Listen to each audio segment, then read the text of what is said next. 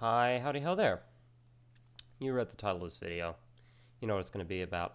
I made a really stupid mistake today. I'll be uploading this the day after. Right now, the Peglin video that I uploaded yesterday is actually being uploaded. From your perspective, it was uploaded yesterday. From mine, it's currently uploading.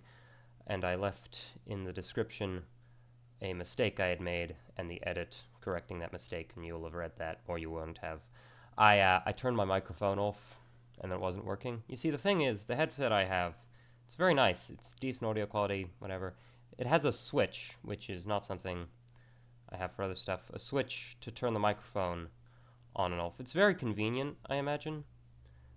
At some point, I accidentally turned it off, and I, didn't didn't realize it until I picked them up, was looking at them, kind of frustrated, and then I saw the switch, and I was like, oh yeah, this has a microphone switch, let me just check, and it's off. That's why the mic wasn't working. So, crisis averted, I guess, but,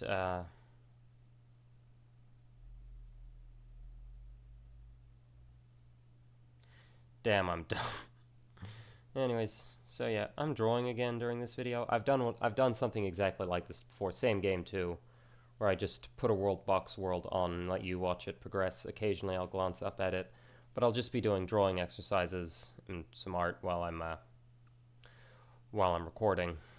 It's just a nice way to multitask. It's a nice way to just, when I can't think of anything else to record and I just want to get my drawing done within a reasonable amount of time, I just do this. I've only ever done it once before, but it turned out pretty okay. I don't really care if the video gets views, and if this isn't what you want from me, click off. I would recommend you click off, because this is just going to be me talking while this runs in the background. So if I'm what you're here for, thank you, and you might enjoy this a bit more. Yep. There is actually a good reason today why I won't just sit down and think of a good video to record it, or like do the drawing and the video recording separately. And it's because I have finally something to do, some time and space to do some things with my sister, whom I love. She's great. I love my sister. She's the oldest of all 4 siblings. And she's lovely, really. She's really into martial arts and HEMA. It's cool. It's really cool. It's not my cup of tea, but it's hers, and she loves doing it. She has friends she does it with. I really like her friends. Some of them are into a lot of stuff I'm into, so that's awesome.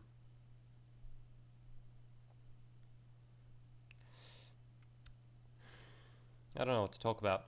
I've considered doing movie reviews. I have a lot of opinions about movies.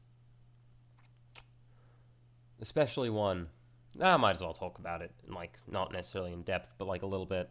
Pirates of the Caribbean 5 is the movie that got me into cinema. It is what sparked my love of the art of filmmaking in the worst way possible. Because you see, the thing about Pirates of the Caribbean 5, and its subtitle I can't even really remember because I don't give a shit, is it made me so vehemently angry in how much it fails as a movie that I genuinely, I was fuming. I could feel an intense heat as the movie went on, building in my forehead, in my frontal lobe, literally just burning up at how mad it was making me. It is so bad. It is atrocious. Okay, so let me just walk you through the introduction to give you an idea. The film starts out by just shitting on its own franchise continuity. It starts out with Will Turner's son. We all know Will Turner from the other Pirates of the Caribbean movies. If you don't, watch them. The other 4, the first 3 are the best. The 4th one, in my opinion, wasn't as good as the first, second, or third, but it was decent. And it did set up something very interesting, and I'm going to get into that. Those are the only good ones, though, in my opinion. And, that was cool. It immediately breaks its own continuity. So, in the original trilogy, at the end of the original trilogy, Will becomes the ferryman of the dead. He takes them to the afterlife. That's what he does, right? He takes the position from Davy Jones.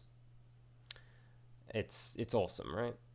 And it's demonstrated in those movies that it's not really a curse. It's a burden you saddle yourself with, and you're not allowed to come onto land every 10 years and a bunch of other stuff. But nothing really that bad happens to you unless you neglect the duties, which is what happened to Davy Jones. The fifth movie throws that away. It just immediately decides that, no, actually, Will's cursed. He never was okay with this, and he's just trying to get away from it, despite knowing what would happen and presumably taking responsibility. He just didn't. So it starts out breaking its own continuity. And the fact, it's not a curse, like I said. It's a responsibility, like a universal responsibility that occurs. And his son is trying to break this curse because, dumb, stupid movie. And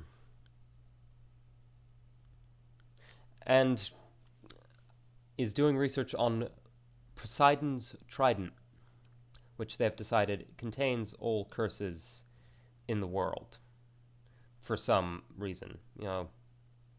Fine. It's Pirates of the Caribbean. You don't expect mythological accuracy. Calypso was, what Calypso was in that series. And, you wouldn't complain because she was a great character, right? Well, not like a great character, but like an interesting character. And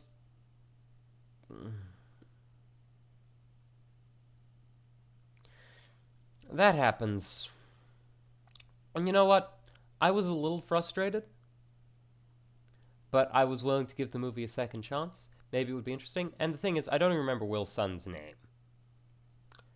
But what I can tell you is he's basically Will, but a cardboard cutout of Will. Not as much personality, not as much, flair, like none of the intrigue, none of that pizzazz that made the character, interesting and fun. And Will himself just gives like such a bad. Everyone returning gives just a worse performance. You can feel the devastation of those actors having to work with that script, and it is like it's palpable. It's miserable to watch. And then after that, we immediately cut to a lady named Smith. I only remember her last name. Doing her own thing. She's basically Elizabeth Swann, Will's love interest in the original. Just worse still. Again, you're just bad. Again, just same character, but with less intrigue, worse performance, worse script, less personality, like less reason. It's just so bad. So bad. And she's trying to identify the special map astronomer stuff, whatever. And it's kind of, again, I thought, okay, that could be neat if we spend a film solving this puzzle. Fun fact, they solve it pretty much immediately. Once they find the key to it, they just immediately oh, the movie's paced so strangely, right? Because we spend so much time just fucking around, doing nothing. It's not even funny. And then we get Captain Jack Sparrow's reintroduction, and he's apparently miserable, and a failure right now because reasons.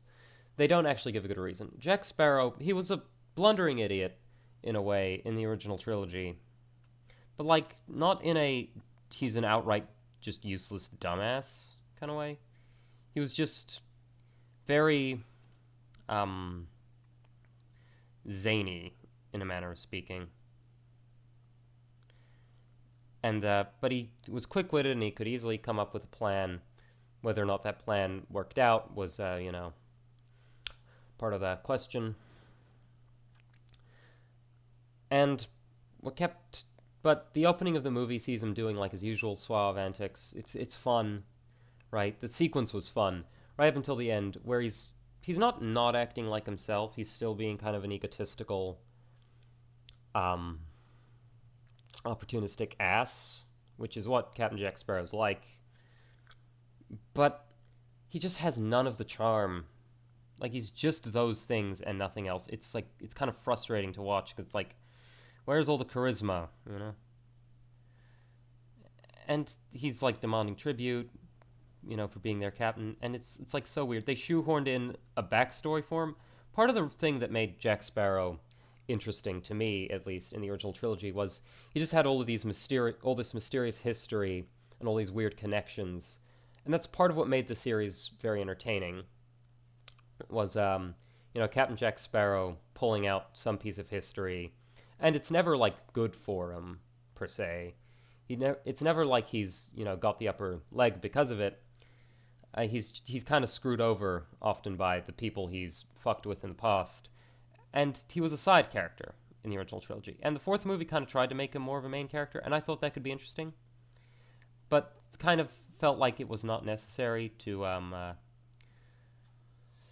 The fourth movie still had the same effect, where basically just some people came back from his past to fuck with him, and he did that, and it was cool. It's not done as well, but it's done okay.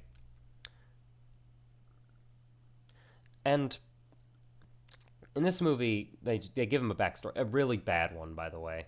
Like it's so bad. I'll get into that. I can't even remember the main villain's name. I just remember his design, which was admittedly pretty cool. Just the same, it was wasted on this shit stain of a movie. And they basically try to loot a safe. All the gold vanishes because Jack Sparrow doesn't even try like stick some in his pockets or anything. Which is what Jack Sparrow would do reasonably. Doesn't try to hide in his hat. None of that. Just none of the basic intuition.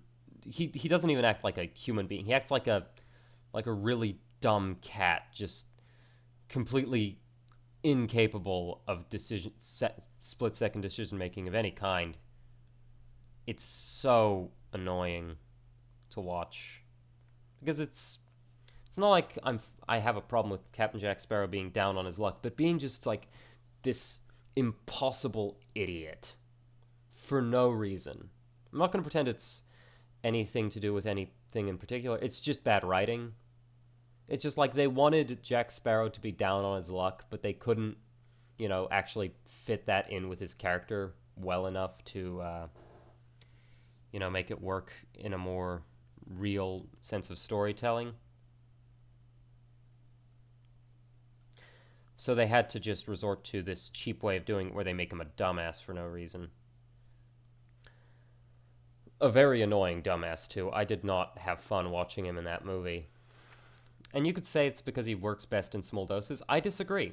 I thought he was lovely in the fourth movie, where he kind of is balanced out by his crew, true, because you get to see their antics, and Barbossa, kind of balancing him out. But he's still like a much bigger focus in that, and he still works.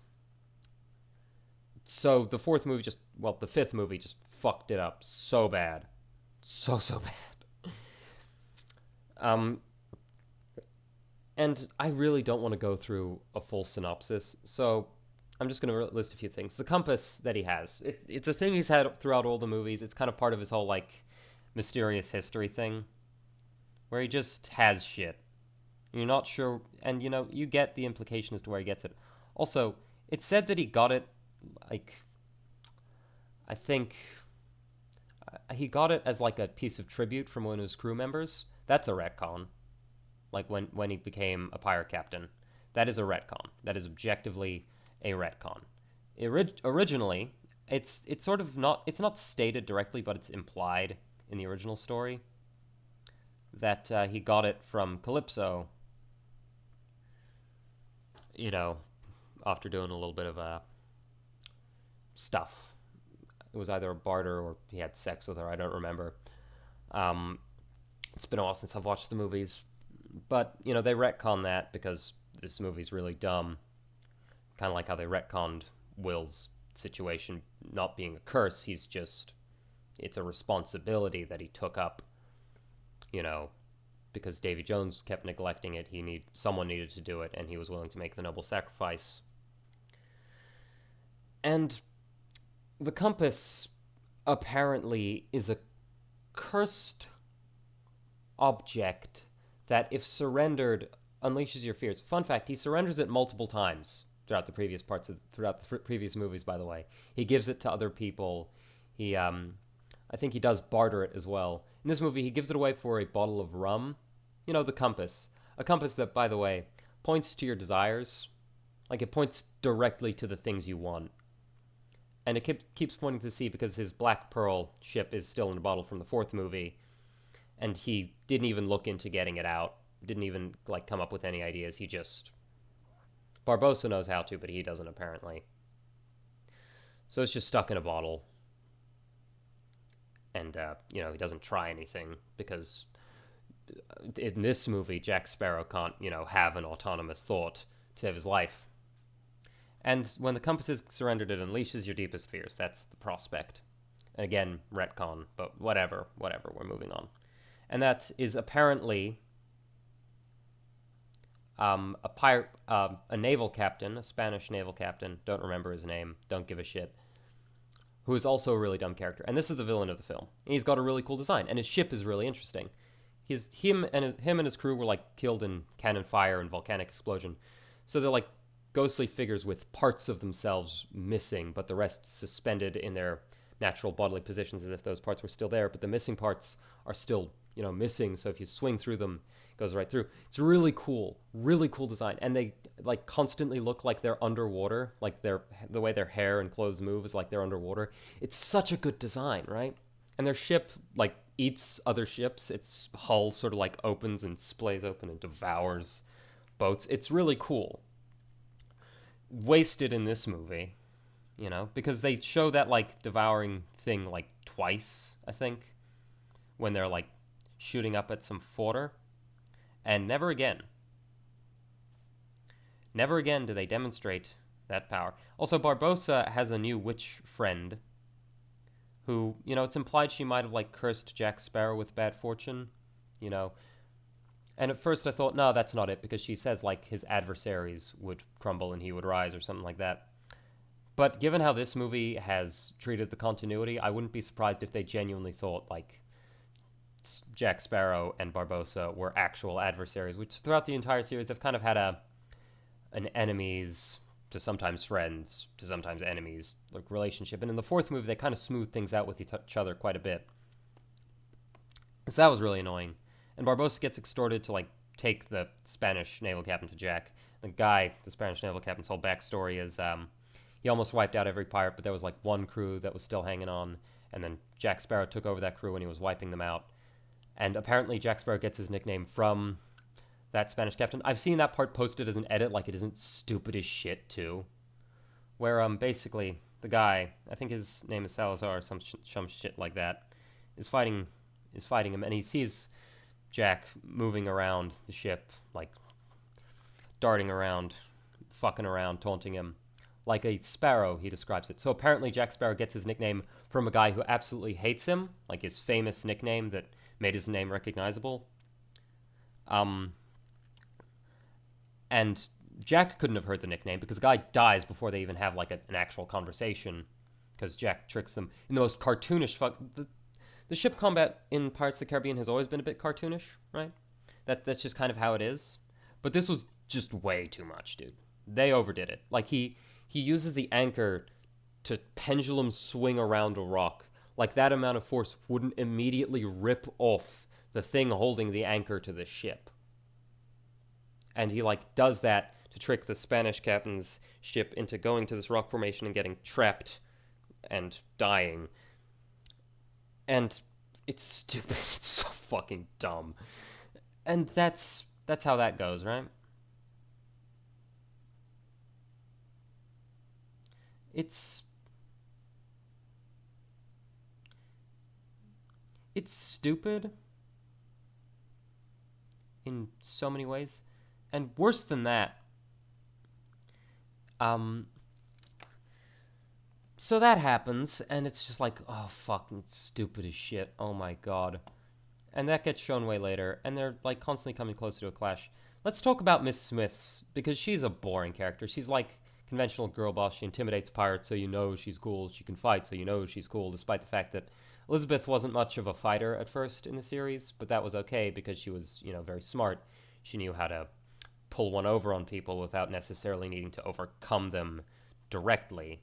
And they tried to give Miss Smith that kind of attribute, but it just, because of how dumb this movie is, the way she does it is just by like hurling insults that normally characters like Jack Sparrow would be able to overtake her on.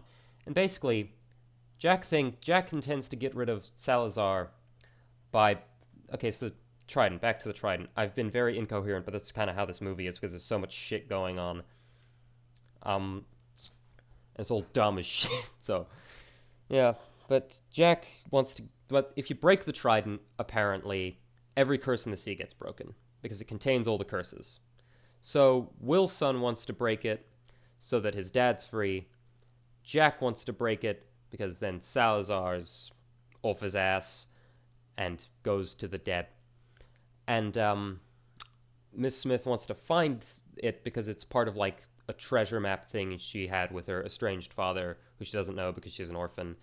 Her father's Barbossa, by the way. Complete asshole. There was never an implication that Barbossa had a daughter.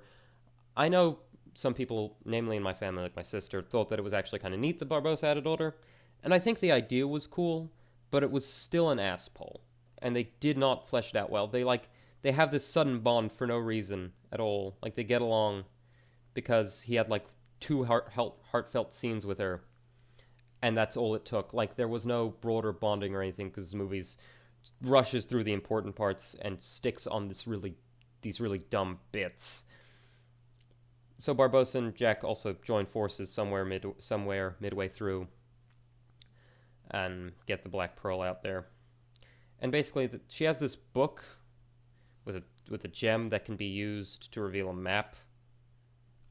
And instead of the map leads right to Poseidon's Trident, by the way. Like, unlike previous Pirates of the Caribbean things where it's more complicated than that and you have to, like, do this whole thing. And it could have been this whole extended story, kind of like the second movie into the third movie, where you have to, like, look for these artifacts. Or even in the first movie, where it was, like, the bits were done alongside the action really nicely, where there were a few places you had to go first. Like, you had to go here, and then you have to go get this person, and then you do that. And it was interesting. It's just so straightforward here. And it feels like it happens at breakneck pace, despite this being a feature-length film. And they get to there, and Salazar also gets there. He wants the Trident so he can have the power to, once again eradicate old pirates, despite the fact that he's an undead, technically kind of immortal guy with a ship that does things that are literally impossible, cannot be beaten.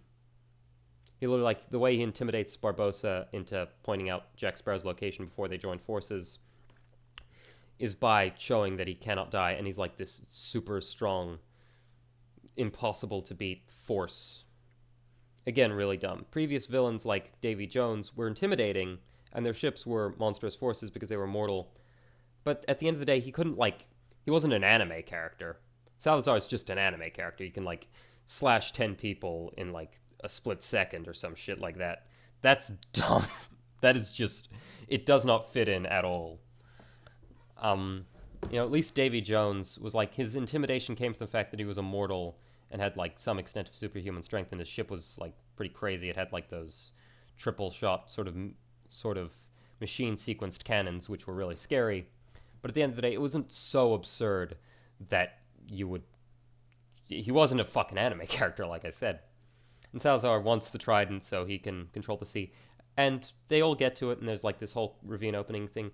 The set piece, it's kind of bland, but it's still kind of neat. What they did, the CGI in the movie is actually pretty good, if I remember correctly. I might be misremembering because I was so mad at everything else that the visuals just completely skipped my mind. At this point in the movie, and I'm skipping over a lot of shit, but nothing really happens with it, so it doesn't matter.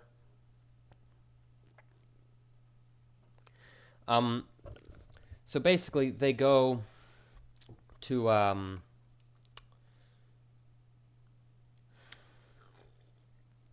get the trident, and Salazar gets his hands on the trident, and the trident is just so overwhelming. And the whole movie, Miss Smith and Will's son, they're getting together. It's kind of rushed and forced, and it's stupid. And the trident, it like moves around a kind of big column of water, and he like pushes people around with it. And that's all it does. That's all it's capable of doing, apparently. And it breaks from a single sword swing into its shaft while Salazar is holding it from Will's son. And that was like, okay, the weapon of a god. This artifact intended to contain all the curses of the sea breaks that easily. Are you fucking kidding me? That was just the final insult. And Salazar, he disappears. He tries to like possess someone, I think. Oh yeah, he does. He possesses someone so that he can get off his ship because there's like a whole stipulation where he can't be on dry land for too long or something like that. And that's the whole thing. And Will's free at this point, and they do the whole thing. And Miss Smith, who hates pirates, finally accepts Barbossa as her father. Again, that part, like some people thought was like kind of nice, but again, it's kind of rushed, kind of forced. Um, it's dumb. And Elizabeth and Will from the previous movies get back together because Will's no longer cursed, even though he's not cursed. And of course, I'm just left with the question of who's going to ferry the dead to the world of the dead now, if there's no Davy Jones, if there's no crew to do that. Who's gonna take responsibility for this? No one, because no more films got made. And for the better, honestly. If this was where the franchise was headed, fuck me, that would have been dumb. They didn't even try. Like, they barely tried with Calypso to, like, reference myth, but they didn't even try with Poseidon. They were just like, nah, do whatever we want. It'll be fine. Oh, my video just finished uploading. Nice. It's... Oh, God. And the reason this movie inspired my love of cinema is up to that point, I'd had a very tailored experience of movies. I basically just watched movies that my parents liked. Um, and they have very good taste. So I was watching, like, these great films. Like, Lord of the Rings was the first ever film franchise I watched with my dad, and it was so good. I didn't wind up watching the Hobbit movies. I thought they were really boring, which they are. They drag because their pacing is terrible, because they try to adapt the same pacing as Lord of the Rings, despite the fact that that's 3 books, cut up one for each movie, and they're just dividing up one shorter book into 3 movies. It's not going to work. And up to that point, my movie watching experience was tailored to like these great films to where I loved them, but I couldn't appreciate them without knowing what shit was like. And Pirates of the Caribbean 5 was the first ever shit movie I watched where I was old enough to recognize how terrible it was. And it made me so angry. I was so mad. I couldn't stop talking the whole movie about how dumb everything was and how forced everything was. And like certain terminologies in film, like plot and pacing, were like starting to click in my head for the first time. Like the ability to actually understand them fully. Just because of how poorly done they were in that movie.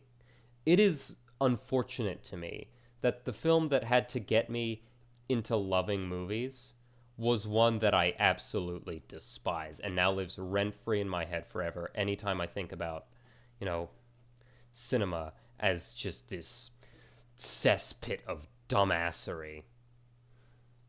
It's probably not the worst movie I could watch, but it is the worst movie I've ever seen.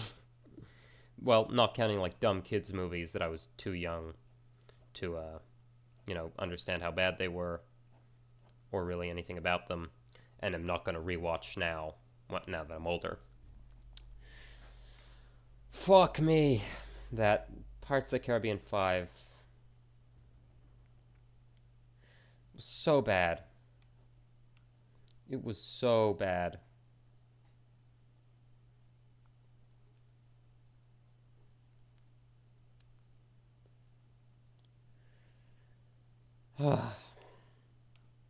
I've been wanting to get that rant off my chest for a while now. I'm usually more coherent right? But I just did not want to think about, I did not want to give that movie a breath or thought more than I have with how much I despise it. So sorry that you don't get a well structured review, but fuck me, it was so terrible. If you like it, that's fine. I just don't agree with your taste at all. I'm glad the franchise. I'm sad. It's sad that it had to end on such a shitty movie, but I'm also glad that we didn't continue because with all those retcons and shit, either the fifth movie is gonna like get brushed under the rug as some stupid like excuse, which I would have been fine with, and we move on from where the fourth movie left off. Because the fourth movie, to me, I was gonna mention this, and now that we are here, I can. Um, to me, the fourth movie actually was kind of interesting because it sort of, kind of like the first movie, set the tone for the world of adventure, introduced us to our main cast and like who was going to be important to the story, and could have like jumped into a new plot, right? Kind of like the first movie. The first movie is very disjointed from the second movie, except for the fact that all the same characters are kind of in there, plus a few in the second, and it kind of expands. And more stuff happens for it. Where the first movie is a perfectly good self-contained thing, but it serves to introduce us to how to like the tone and the characters moving forward. And that's what I felt like the fourth movie was going to be, right? Kind of like the first, where it like jumpstarts a new trilogy, where it kind of gives us an idea of who we're going to be focusing on and kind of a part of the world that we're messing around with, and then we go and we have like a whole new adventure, like another two movies that are like an epic saga type deal of good time, of like cool stuff. And they didn't. They blew it. They blew it so hard. And they hit us with fucking like Marvel sequel bait, where it's like extremely vague, like, oh, there's more to be done. Like, fuck off, dude. Come on. It's so bad. It's so bad. The fifth movie is so bad. The fourth movie was kind of fun, honestly, but the fifth one is so bad.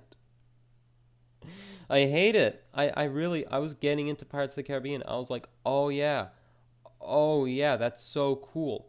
That's so cool. Oh my god, I love these. I was so excited. I didn't know. At the time, I was unaware that people hated the fifth movie. I was unaware that the franchise stopped being good after the fourth film. And again, the fourth film was not as good. Like the first film was good, but not really that good. Same with the fourth film. I think the first film was a little better than the fourth, but the way it was structured, the original trilogy was great, and the fourth film seemed like that kind of jumping off point again, and then the fifth movie fucked it all up. Just ate shit and died. It felt to me like you could distinctly detect the cutoff from pre to post COVID Disney. It was right there. The cutoff could be felt in the script, in the writing, in the acting, in the continuity. Everything felt like you could tell. And part of the reason the franchise ended was, of course, because of the Amber Heard case and that whole bullshit situation. But we all know about that. That's not new. It never was really new.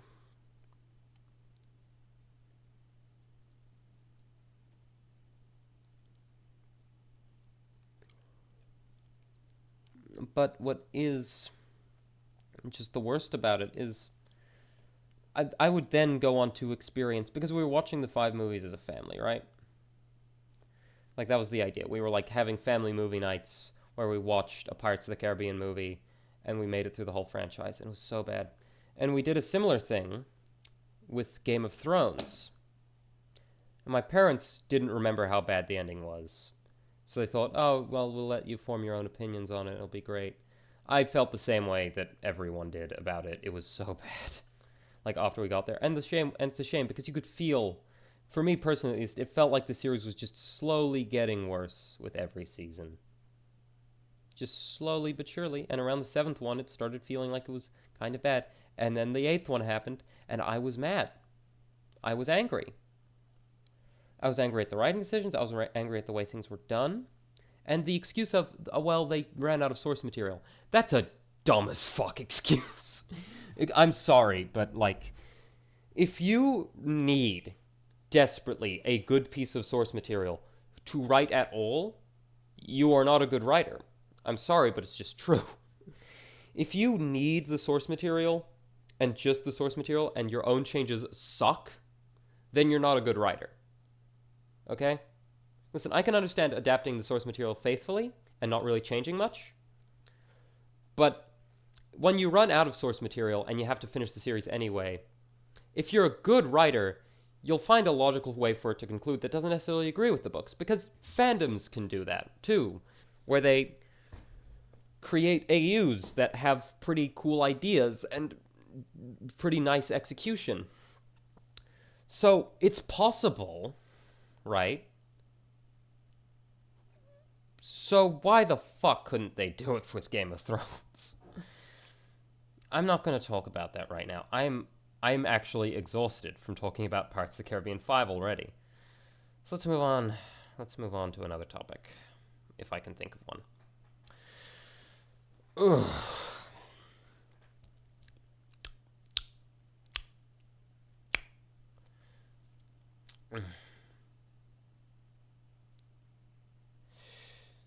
Ugh. AI, am I right? I'm not going to get mad about this, but AI is weird to me, right? Generative AI, specifically, because obviously there's many kinds of AI. A lot of them are much more ethical. There's like recognition AI that's used in like medical research for cancer stuff. That's really cool, and it requires way less computing power than generative AI, so it has less environmental concerns, if any, comparatively, and all that. But generative AI, right? I'm not going to get as heated because I detest it. I detest generative AI, especially someone who's getting into art and would call himself, in spite of everything. During this video, I'm doing art practice as we speak. As someone who considers himself an amateur artist, I hate it even more than I did when I still hated it and just appreciated art as a whole. So there's that. But I can't help but think there's gotta be a use for it, right?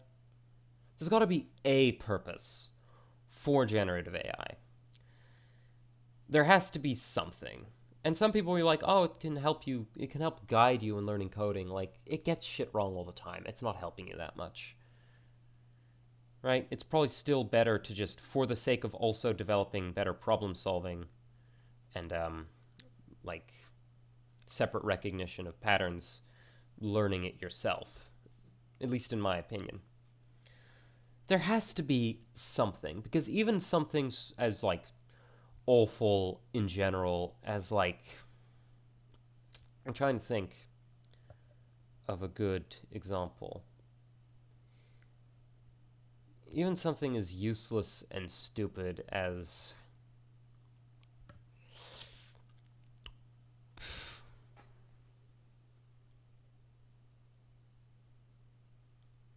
well, I'll go with like an insect in nature. Even if something as useless and stupid as a tick serves some niche environmental purpose, right? So AI has to have that kind, has to be, it is a tick in a manner of speaking. It's a blood-sucking parasite that leeches off of the vitality of the art industry and every art in general, literature, photography, pencil art, and like pencil and page, digital, drawing in general, painting, everything. It leeches off of every art form. It has to serve some kind of niche purpose, because it's not good at digesting that material to provide to like the masses, because it gets shit wrong. It mixes shit up constantly.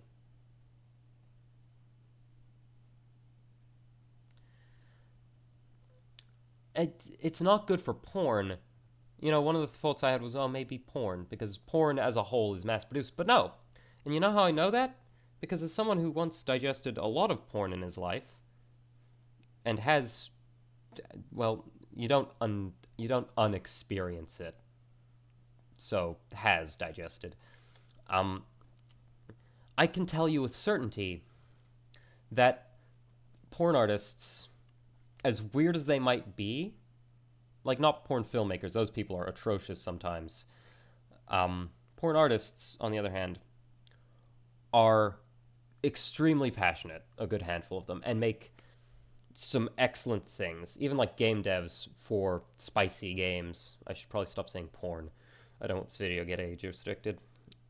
It probably already is, who am I kidding? But I'll just change it to spicy to be safe. Um, Even like spicy game developers like put so much effort and love into their games. And it's like, what's even like they come up with things. Like a lot of porn games, a lot of spicy games I've seen like have some sense of like humor or personality to them, to where it's like clearly someone cares about and made this for more than just to get their rocks off. I mean, some of them are really lazy. I won't say every single one of them is a passion project, far from it. But AI is sullied, but a lot of the ones that aren't passion projects use AI because it's a sullying of the medium. It just is. Same with novella of like, same with spicy erotica, you know.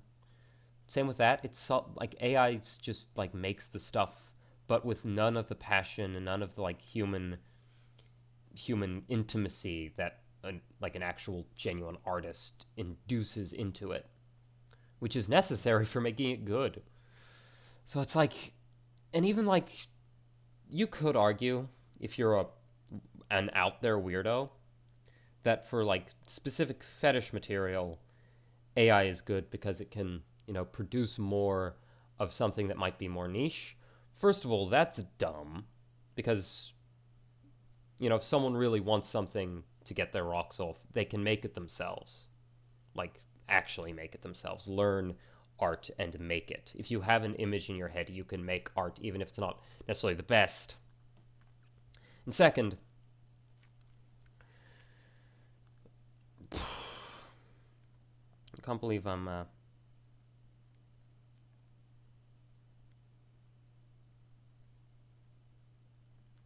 saying this, but I feel like fetish material has that human intimacy element I mentioned, like, but more of it. Because as opposed to just making the generically enjoyable stuff, it's someone kind of reaching into their deepest, strange, and fetishy desires, which we do not kink shame here. I don't care how weird I think it is. We do not kink shame here.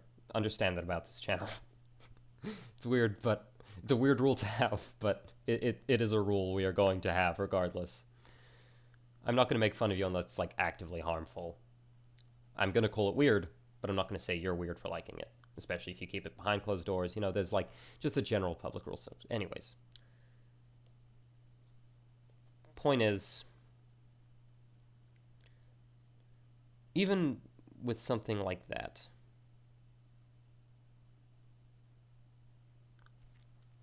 it's like fetish material has more personalization to it because it's a niche.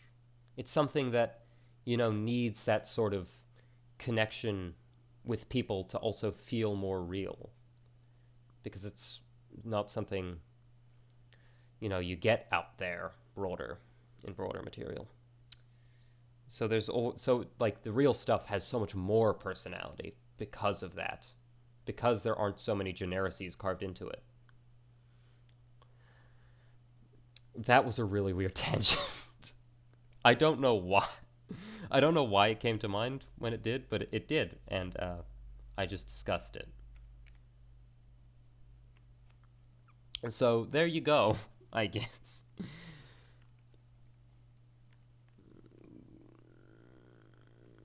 Um, yeah. So it's just like, what is AI's purpose? Other than just bleeding the earth dry.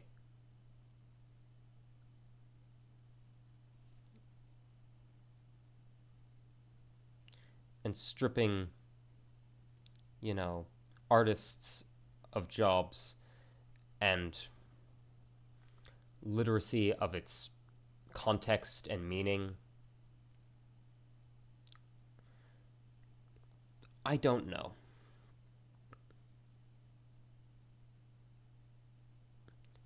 It doesn't seem to have a purpose. And I want to believe desperately that, like, once these data centers get torn down, and the material gets redirected, maybe generative AI will still have a purpose, like on a small scale. But I'm not sure what that would even be, beyond, like, some very strange little experiments. And maybe that's exactly where it belongs. Some strange experiments. Random bullshit. The way it was ages ago when it didn't use all that data and power. Like Cleverbot.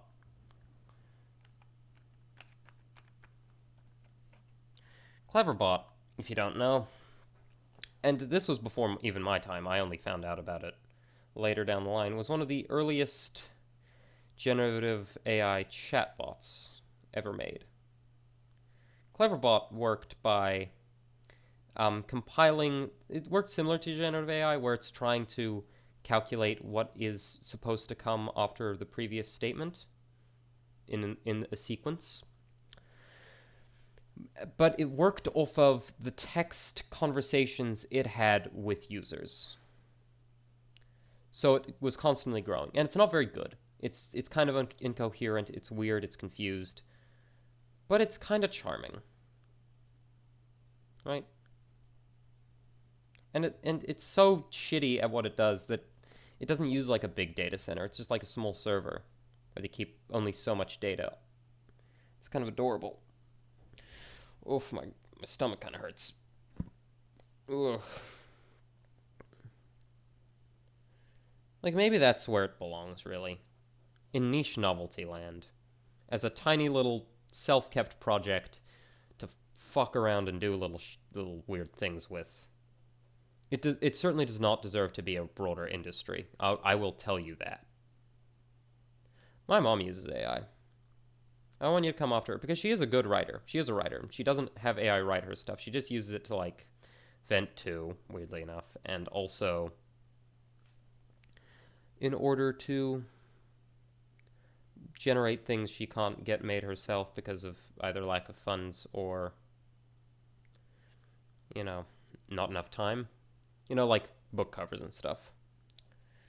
She doesn't make, like, actual fiction, by the way. She makes, like, self-help stuff. It's interesting. Like, her actual material's kind of interesting, not the AI generated covers. It's like, I don't think that's a valid use for it. I think we should live in a world where if someone wants to get something published, they can get a real artist to, make something for them. But she thinks it's fine, and, I disagree with her, but, the argument always comes down to, like, an agree to disagree. Even if I don't feel like the ethics of it add up. She's my mom. Arguing with her is kind of futile. My mom's pretty nice, right? She appreciates me for... She said this to me before, that she appreciates me for, pointing out logical inconsistencies and biases in her arguments, which is, something I just do whenever I'm talking to people now.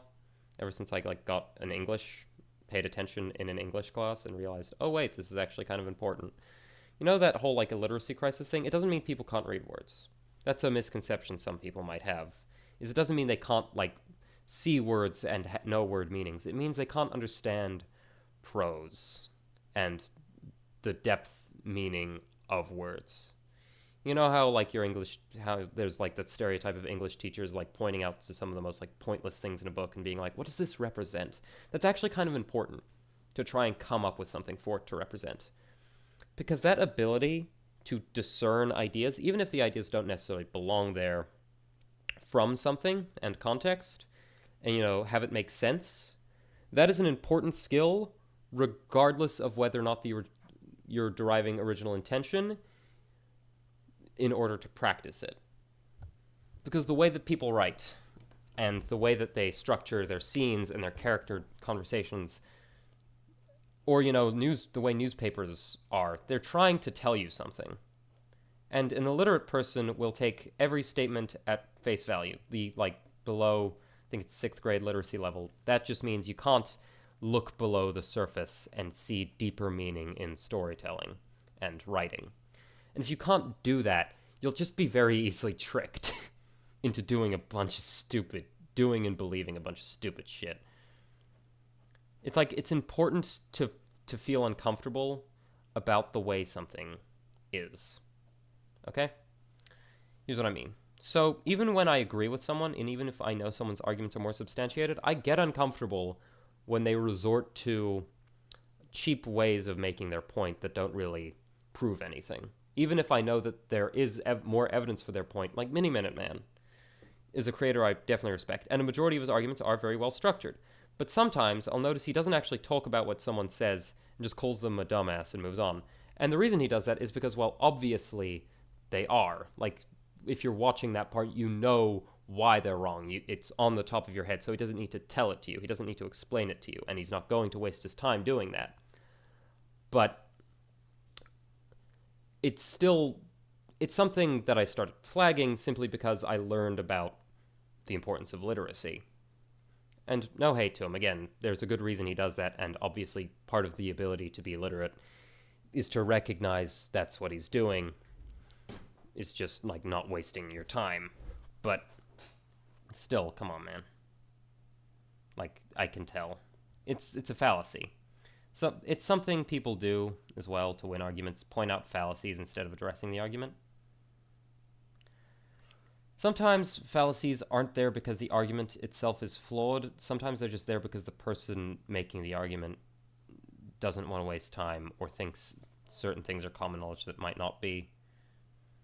It's the presence of fallacies is very weird. Making a fallacy does not necessarily mean you don't think your argument is substantial or you don't have proof. It just means, oftentimes people do that, by the way, is they put fallacies in their argument. Well, there are fallacies in their argument because they don't actually have a good argument. Pay attention in your English. Conclusion, pay attention in your English class. Pay very, very close attention. If you're watching these videos, I like to believe my audience is among the literate population. But I might not be right about that. It's kind of like movies. It clicked for me at some point when I started, seeing arguments and stupid shit popping up in my life. It started connecting. That, it was important to know and, look into what you're reading. And, I've had a lot of fun with it, too. It actually doesn't make stories worse to, kind of analytically read them as you go.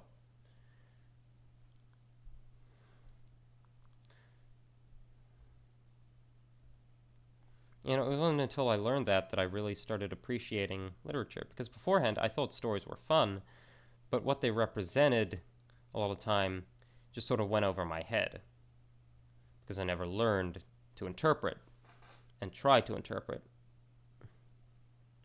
what was being said. And it was very important to me to learn it and not take everything I see at face value. I've learned to some extent to detect a bad faith argument, and that's a very useful skill. A very, very useful skill. What time is it? How long has this video been going on for? Almost an hour. Fuck, I'm nowhere near done. This video ends when I'm done drawing. That's how these have always worked.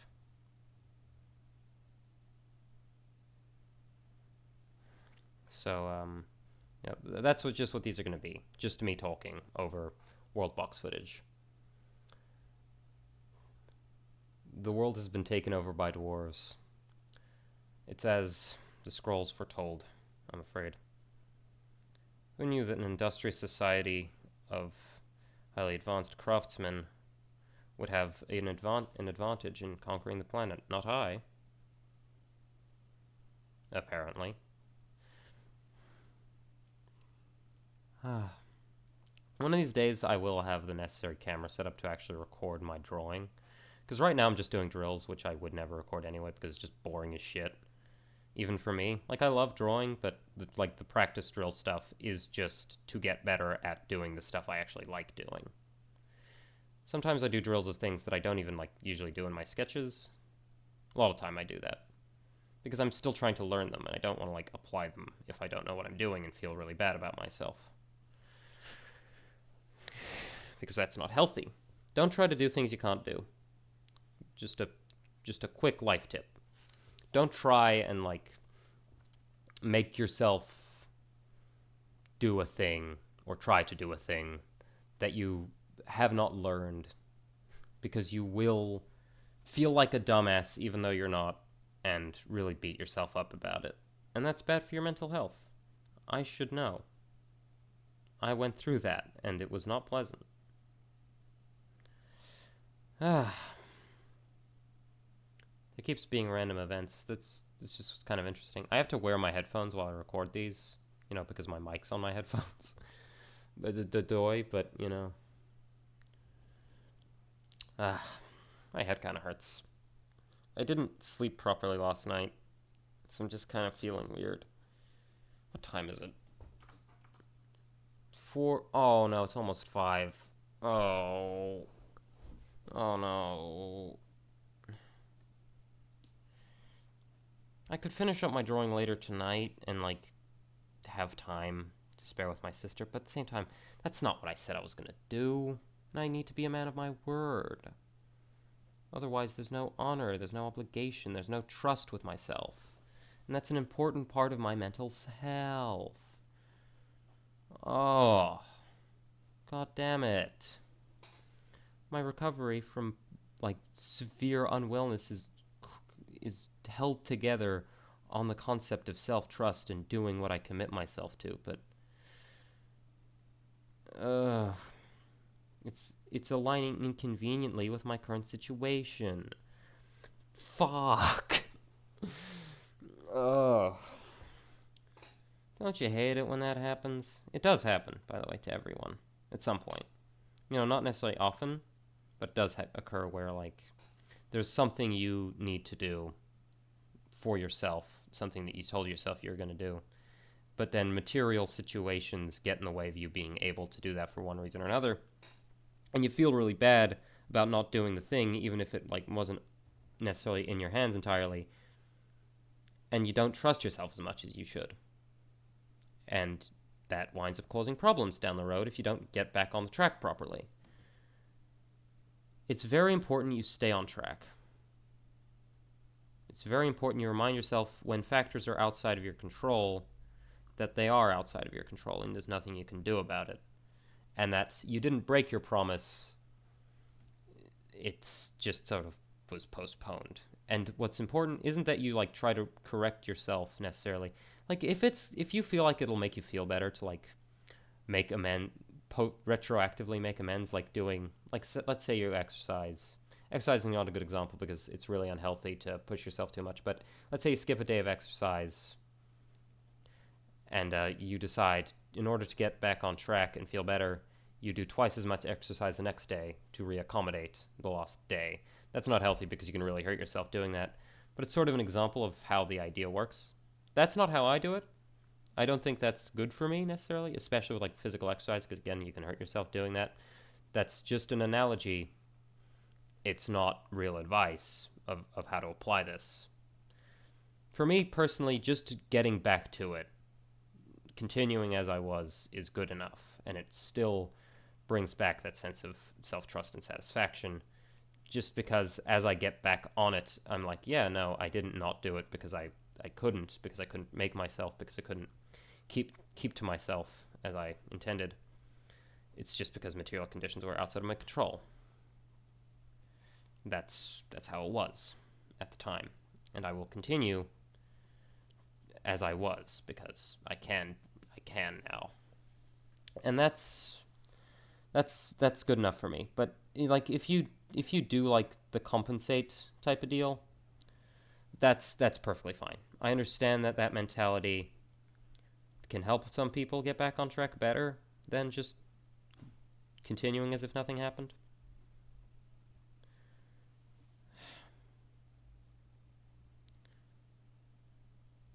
Um, but not for me. It's just not for me. Oh, my head really hurts. Fuck, but I'm honestly pretty far along in the exercises. I could take a break right after I'm done with this one. It's sort of like a grid. I'm going to describe it. So it's basically a bunch of angular shapes inside of a square, and you fill out the angular shapes with hatch lines, single directional hatch lines, all facing basically in different directions. They can't obviously all face in different directions, but usually different relative to their neighbors and at different spacings and stuff. Mine don't look the best always, but they are pretty cool. It's a pretty cool drawing even if you don't necessarily do it too well. It's a good way to practice your line work and your hatching and your spacing. It's very good. It's a good exercise, and I do it every day, among others, like drawing cubes and cylinders. That is actually what I do every day, by the way, is like I draw cubes, cylinders, ribbons, and I like at different angles, and I do that all day. Well, not all day. I do it for like an hour, 2 hours a day. I have a set number of each that I draw, and I do that every day. And it takes me like an hour to do it all. And then I do a sketch. Door shapes as well. Door shapes are one of the most important ones. Those ones are very good for practicing perspective because a door is very unique from pretty much every perspective.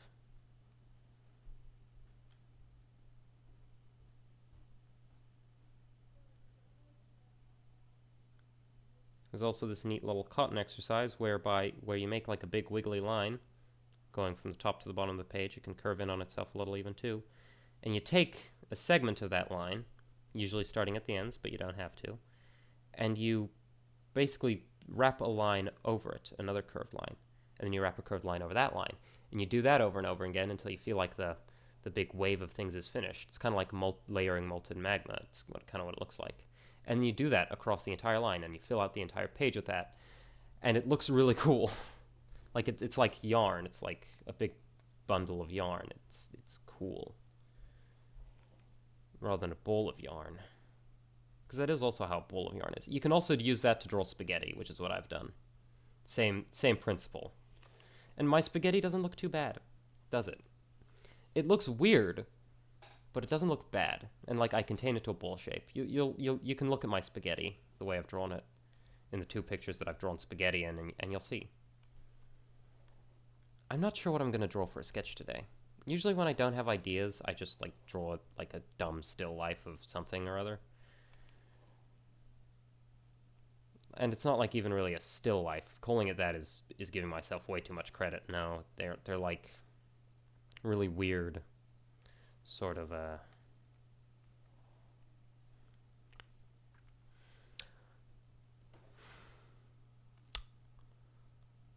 they're just inanimate objects, which is exactly what a still life technically is. But it's like I feel like still life has so much more artsiness to it, whereas what I'm doing is just objects. No real emotion, no real nothing. It's just practice. And like still lifes usually also implies like it's a scene. Not exactly what I always do. Sometimes I do a little bit of a scene.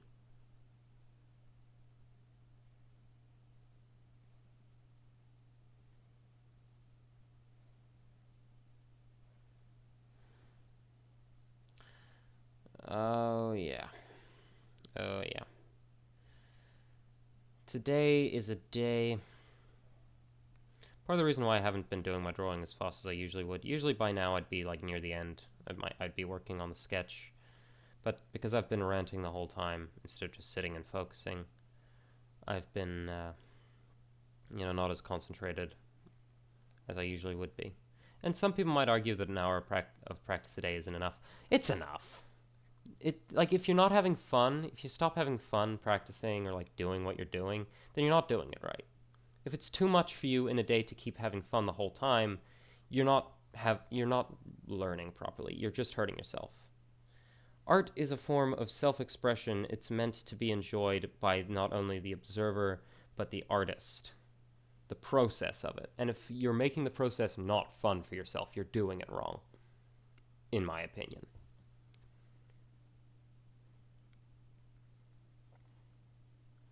And obviously, there's an extent of, like, obviously forcing yourself to finish something if you're, like, a professional and you take commissions.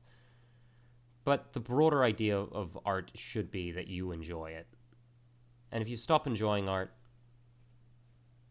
then, you're not going to really make it as good as you usually would. And that goes for any art form. You stop enjoying making music, you're not really going to make good music anymore. Your music's just not going to be as good as it was.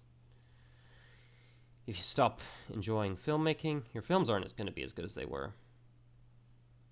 And, obviously quality varies regardless, and sometimes something you're really passionate about and really enjoyed, it turns out worse than your other stuff that you also really enjoyed or you maybe didn't enjoy. There's variance to it, but generally speaking, it's worse not necessarily as a final product, but as, what it is. It fails to be what it is if the artist does not find something of themselves in the expression, which is the art. And part of putting yourself into your art is enjoying it.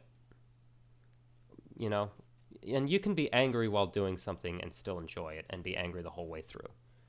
That's also a fact. That's why angry paintings exist. That's why Wojaks exist. Well, some of them anyway.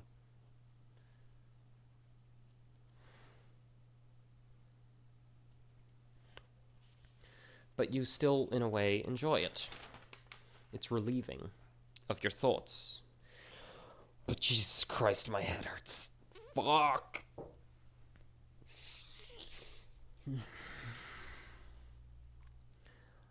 I wonder how the AI is going to summarize this video. Because that AI summary button, it's really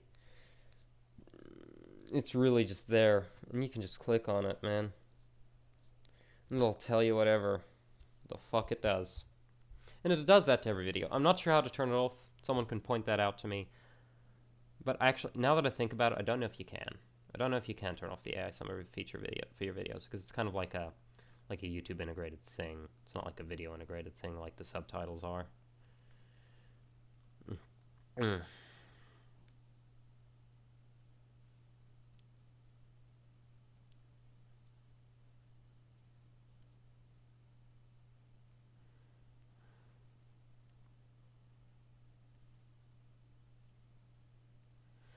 It's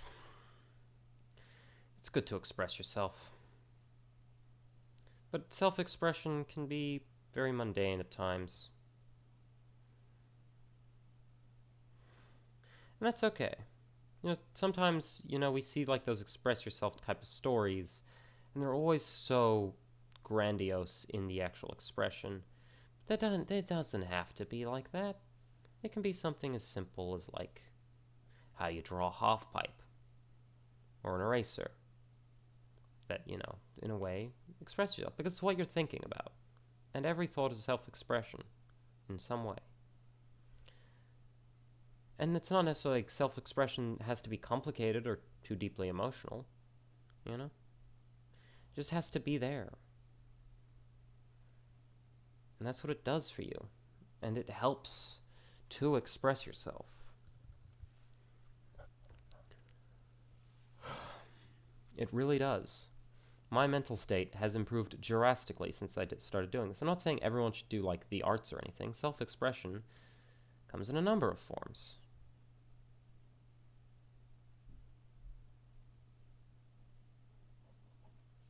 I might not be the best artist, right? I might not be very good at this. I'm really not good at this. You've seen my sketches. They look fine, but they're still bad. But I'm okay with that, because I'm improving slowly. And I'm expressing myself while I'm doing it. I'm expressing an idea I have. And sometimes those ideas are silly. Sometimes they're weird. Sometimes they're kind of bland. And that's okay. All of those are okay.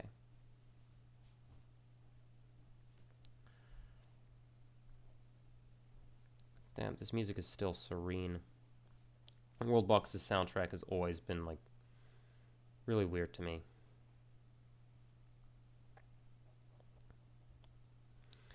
Ah.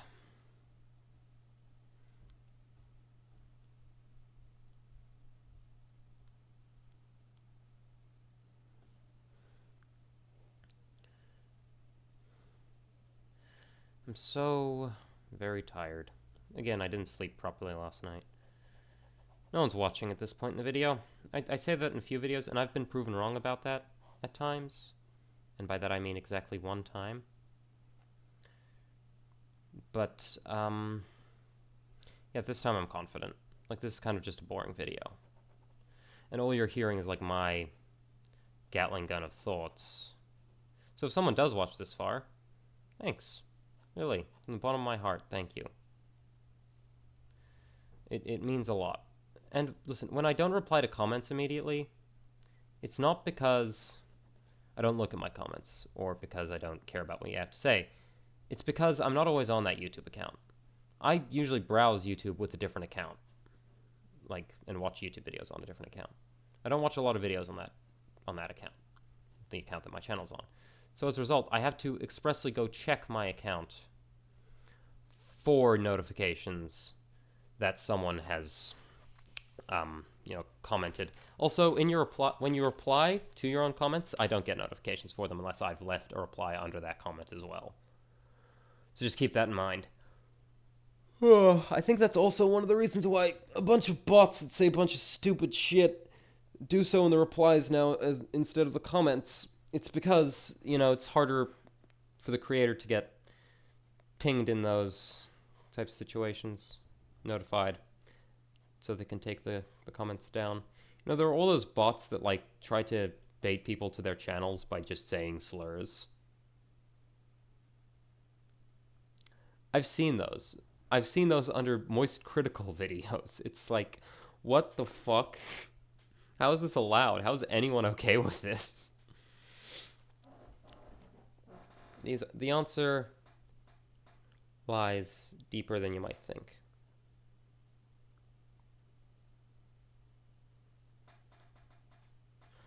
Oh, I kind of messed it up.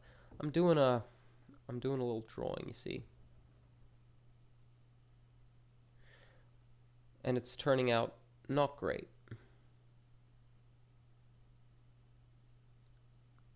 But that's okay. Because I can adjust it to look better by changing things, whatever I decide I want to change about it.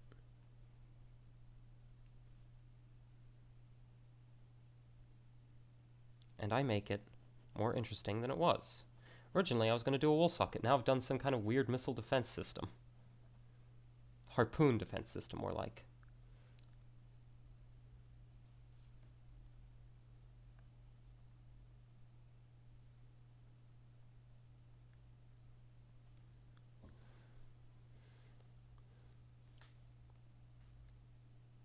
And now I'm making a guy next to it.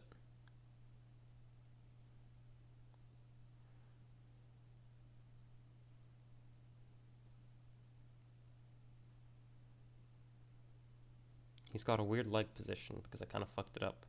But it's okay. It'll just look kind of weird. That's how it is sometimes.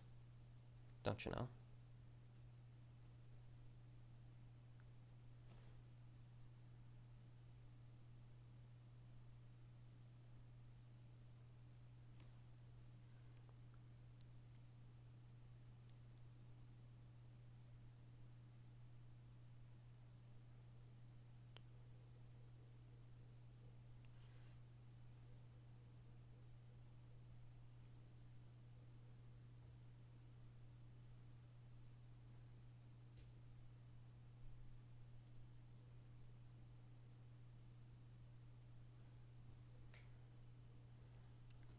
Up his hands on his dick.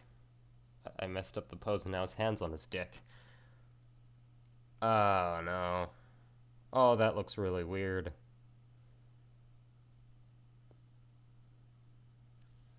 Oh, well.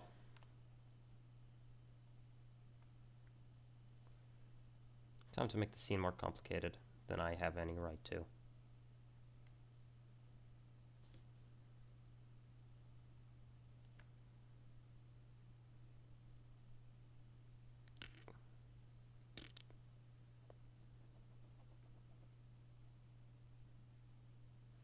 I messed that up, but it's okay. I can just adjust a little more, and the idea will still get across.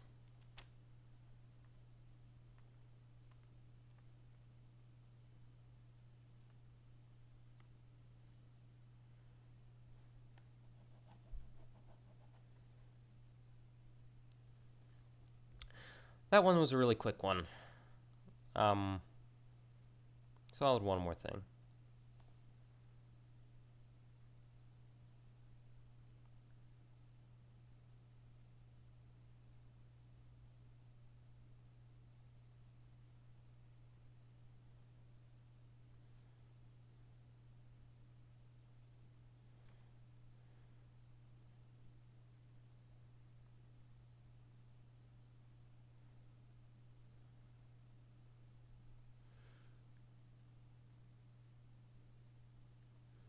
There we go.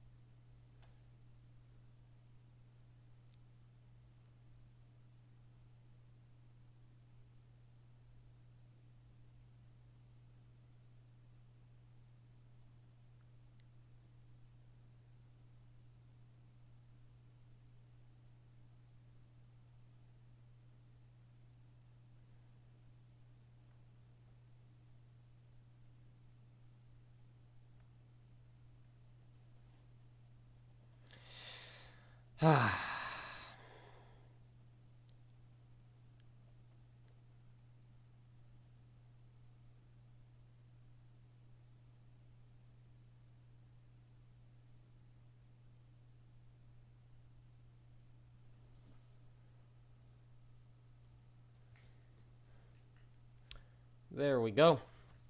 And that's done and dusted.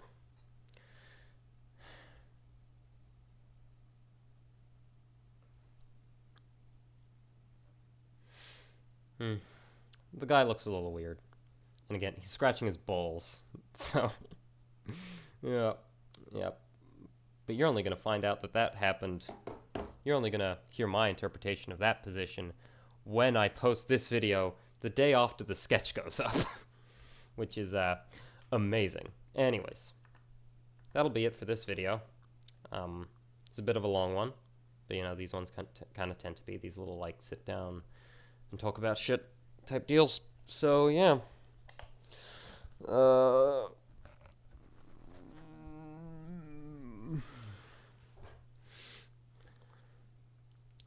That'll be it. So, have a good one.